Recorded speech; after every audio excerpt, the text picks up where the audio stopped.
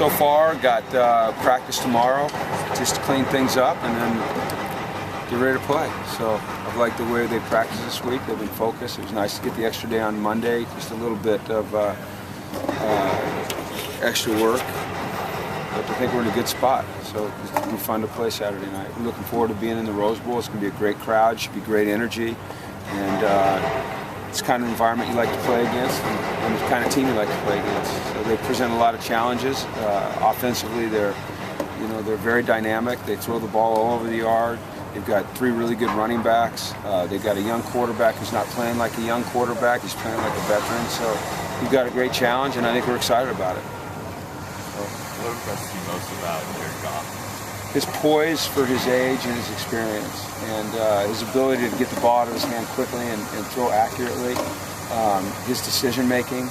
I think he's a really good football player, and I think the one thing that is maybe overlooked is his mobility and his ability to run the football and get positive yards.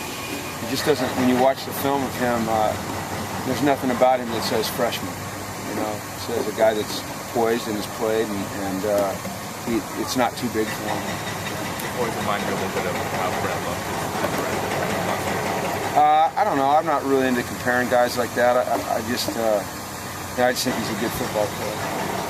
You guys disrupt people using tempo on offense and everything.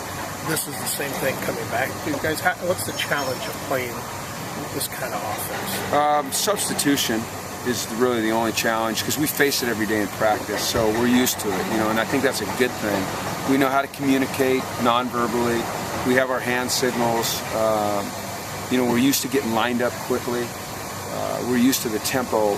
It's just that, you need to be able to substitute. And so what we have to do is be ready on the sidelines. When they substitute, that gives us a chance to substitute. And we have to be ready to move when they move. This game type of game that underscores that philosophy you have, that it's not so much the yards you give up, but the points. It's absolutely the points. I mean, when you throw the ball as much as they throw the ball, they're going to get some yards. It's just the way it is. But as long as they're empty yards and not meaningful yards, and empty yards, I mean yards that don't result in touchdowns or long drives that result in scores, then,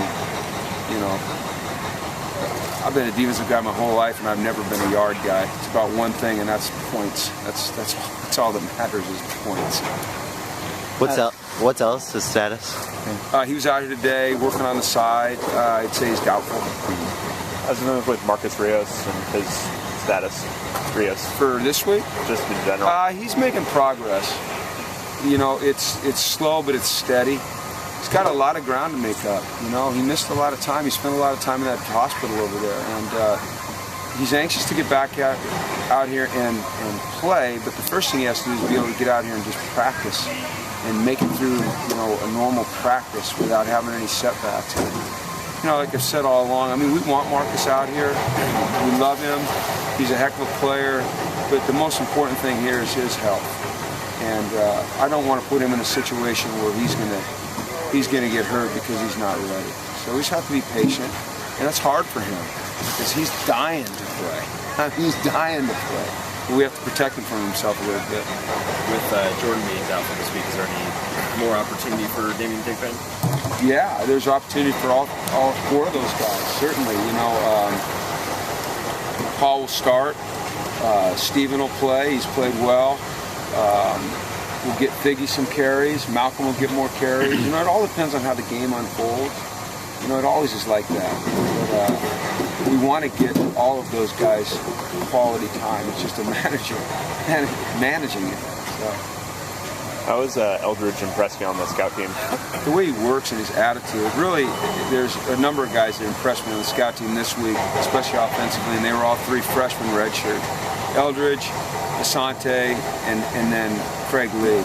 He just seems to, this week, have kind of accepted the fact that, he's going to redshirt, he is going to be on the scout team, and he's going to make the most of it. And I think, for a guy that's coming out of high school and that's always been a superstar, that's a little bit of a tough transition.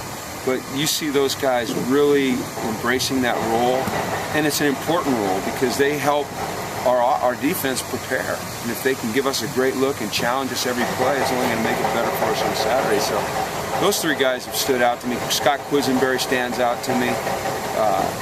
Colby Seibert always works his butt off on the scout team, but I love their attitude. That's what you want. That's what you're looking for. Is there anything different that Paul specifically brings to the offense that Jordan might not necessarily? They're both slashing type runners in between the tackles. Paul's a little bit one cutting downhill, a little bit more one cutting downhill than Paul, and maybe a less of the open field wiggle. Paul's the guy who'll put his shoulder down and get the extra yards. So there's some similarities in their effectiveness between the tackles, but the way they go about it is just a little bit different. I think they're both really good players. Cal's offensive line likes to play it back a little bit. Apparently it's a little unconventional. Like what does that kind of do to a defense? Does it in any way affect the approach to the game? Well, the way they pass set is a little bit like the old NFL punt throw. It's kind of you're kind of giving ground and staying square, shoulder to shoulder.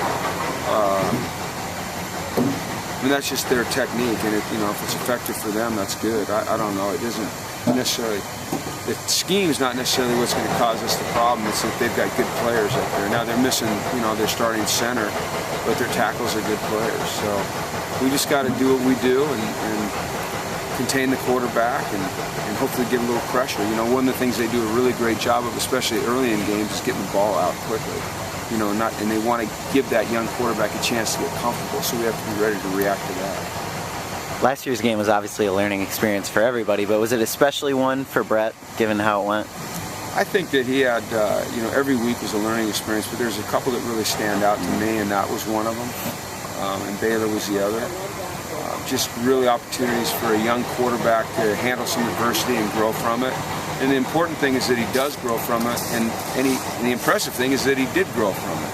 And I think you saw it on display last week against Utah. When they were bringing all that pressure, and he was standing in there and he was handling it. And so, those are great experiences for him. But it was a tough lesson to learn, but it was a lesson well learned. All right. Okay.